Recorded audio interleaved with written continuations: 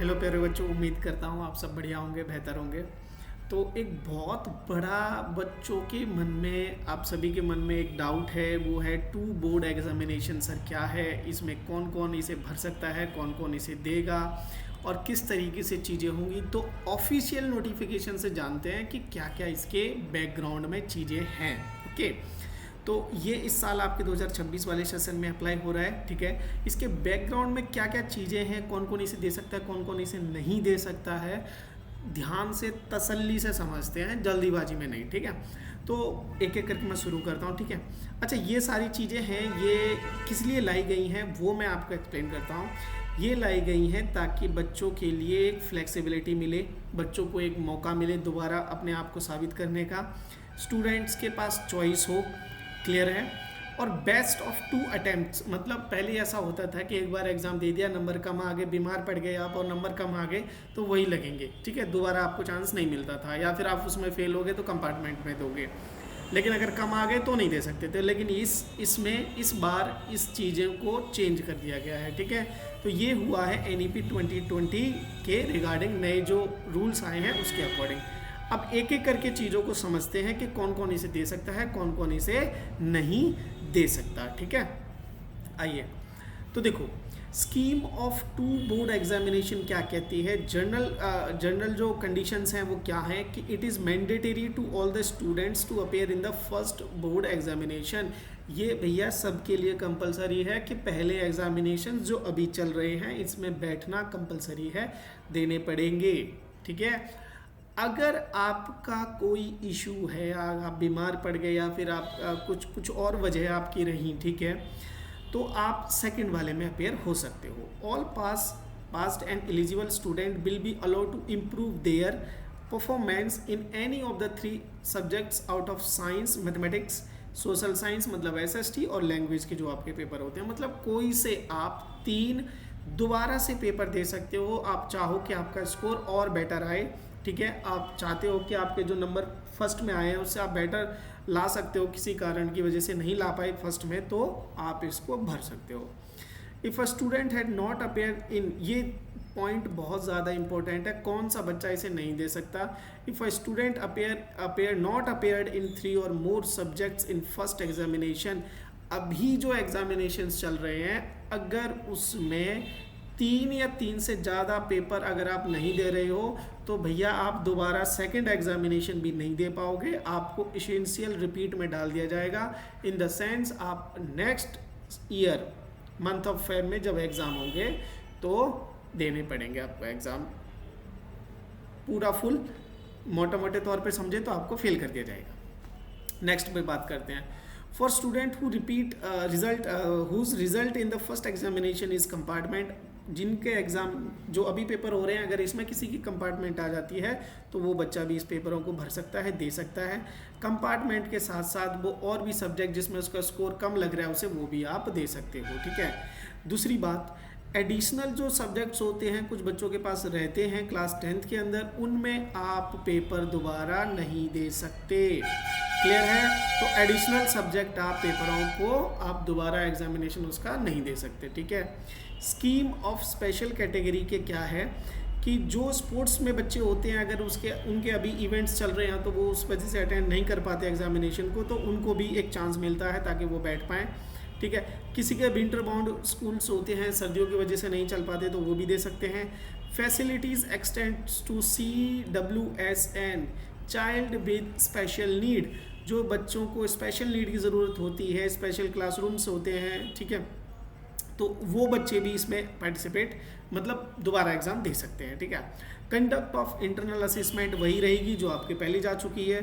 Schedule of the examination क्या होगा वो आप समझ लो। जो आपके अभी पेपर चल रहे हैं फर्स्ट एग्जामिनेशन वो मिड ऑफ फेब से चालू हुए हैं, आपको पता है। ठीक है, second examination will be conducted in the month of May में आपके जो है सेकंड वाले एग्जामिनेशन जिसे आप सेकंड बोर्ड कह रहे हो वो आपके चालू होंगे। आगे समझते हैं चीज़ों को, डिटेल में कर रहा हूँ एक एक चीज़, ठीक है, ताकि कोई कन्फ्यूजन दूर रहे ना। एलिजिबिलिटी क्राइटेरिया क्या है appearing in the second examination. भाई first examination will be main examination, ये उन्होंने कह दिया है कि पहला ही मेन माना जाएगा। The eligibility to appear in the examination will be, वो कैंडिडेट फ्रेश होना चाहिए क्लास 10th का। सेकंड चांस कंपार्टमेंट, मतलब इन तीनों पॉइंट्स में वही है कि जो इम्प्रूवमेंट पिछले साल से बेटर करना चाहता है इस साल तो वो भी दे सकता है, जिसके कंपार्टमेंट है जो फेल हो गए थे वो भी दे सकते हैं भाई। The eligibility for the appear in the second, ये इंपॉर्टेंट है, इसको समझो। सेकंड एग्जामिनेशन कौन दे सकता है? Improvement category up to 3 main subjects, ठीक है। 3 में आप अच्छे, अगर आप चाहते हो कि और अच्छा करना चाहते हो तो 3 सब्जेक्ट्स आप कोई दे सकते हो। कंपार्टमेंट प्लस इम्प्रूवमेंट भी आप कर सकते हो। फर्स्ट थर्ड चांस कंपार्टमेंट भी वाले पेपर दे सकते हैं, ठीक है।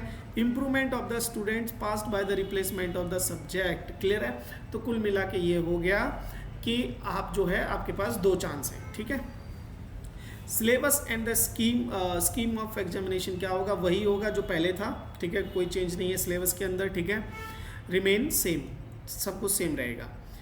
LOC submission of the examination मतलब है लिस्ट ऑफ कैंडिडेट्स। LOC का मतलब होता है, यहाँ पर LOC का मतलब है लिस्ट ऑफ कैंडिडेट्स, जो एक बार जा चुकी है वो जा चुकी है, उसमें कोई चेंजेस नहीं किए जाएंगे, ठीक है। और पेपर सेकंड के लिए फील्ड विद सेपरेटली दोबारा से भरी जाएगी, आपको फिर से आपको पेपर जो है वो फिल करना पड़ेगा। स्कूल के थ्रू होता है, कैसे होता है वो टीचर्स आपको समझा देंगे। Subjects change will not be allowed in the first examination to the second examination. जो आपने सब्जेक्ट आप नहीं बदल सकते अपना, जो आपके पास है आपको वही करने पड़ेंगे। रिजल्ट डिक्लेरेशन क्या होगा भाई? जो पहला पेपर आपके जो अभी चल रहे हैं इनका रिजल्ट आपका अप्रैल में आ जाएगा, ठीक है। फिर आपको एक मौका मिलेगा, फिर आप भरोगे, फिर आप सेकंड पेपर दोगे मई में, फिर जून में आपका दूसरा वाला रिजल्ट आ जाएगा, क्लियर है। इसके बाद क्या है कि performance of the main examination will be made available in DigiLocker. आपके सबके डिजी लॉकर जो ऐप होती है उसके अंदर आपके स्कोर कार्ड्स आपको देखने को मिल जाएंगे, किसमें? अप्रैल में, ठीक है। और विश टू अपेयर, ठीक है ना।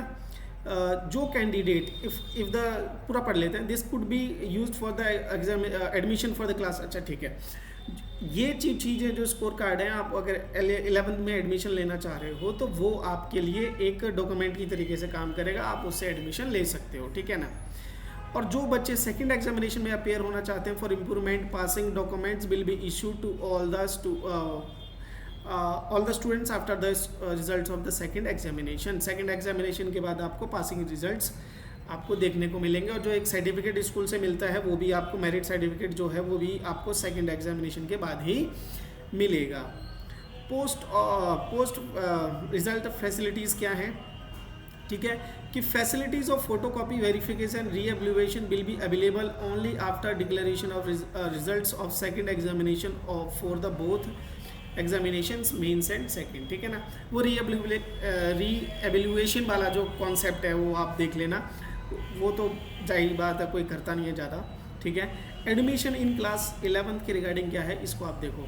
Students not qualified in the main examination will be allowed to provisionally admission in class 11th। मान के चलो किसी का कंपार्टमेंट आ गया है तो वो भी पेपर जो है 11th में एडमिशन ले सकता है, लेकिन सेकंड पेपर में उसको वो क्वालिफाई करना पड़ेगा, तभी जाके उसका एडमिशन जो है वो कंफर्म्ड होगा, समझिए आप। मतलब आप जो है कि जो मेन एग्जामिनेशन हो रहे हैं इसमें अगर किसी की कंपार्टमेंट है तो वो जाके एडमिशन तो ले सकता है, लेकिन कंफर्म एडमिशन तभी होगा जब वो सेकंड वाले एग्जामिनेशन में उसे पास कर देगा, ठीक है।